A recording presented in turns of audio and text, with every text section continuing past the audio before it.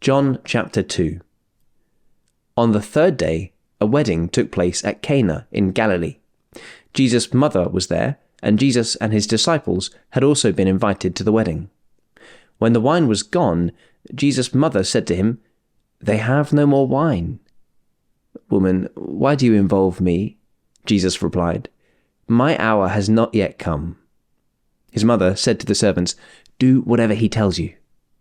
Nearby stood 6 stone water jars, the kind used by the Jews for ceremonial washing, each holding from 80 to 120 litres. Jesus said to the servants, "Fill the jars with water." So they filled them to the brim. Then he told them, "Now draw some out and take it to the master of the banquet." They did so, and the master of the banquet tasted the water that had been turned into wine. He did not realize where it had come from, though the servants who had drawn the water knew.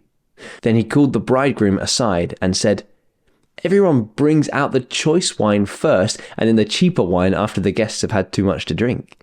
But you have saved the best till now." What Jesus did here in Cana of Galilee was the first of the signs through which he revealed his glory, and his disciples believed in him. After this, he went down to Capernaum with his mother and brothers and his disciples. There they stayed for a few days. When it was almost time for the Jewish Passover, Jesus went up to Jerusalem. In the temple courts, he found people selling cattle, sheep, and doves, and others sitting at tables exchanging money. So he made a whip out of cords and drove all from the temple courts, both sheep and cattle. He scattered the coins of the money changers and overturned their tables. To those who sold doves, he said, "Get these out of here. Stop turning my Father's house into a market."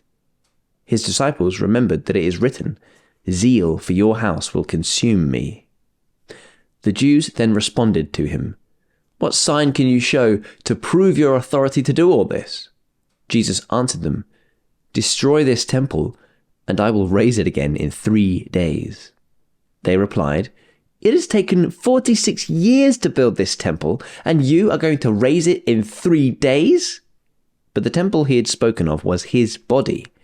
After he was raised from the dead, his disciples recalled what he had said. Then they believed the scripture and the words that Jesus had spoken. Now, while he was in Jerusalem at the Passover festival, many people saw the signs he was performing and believed in his name.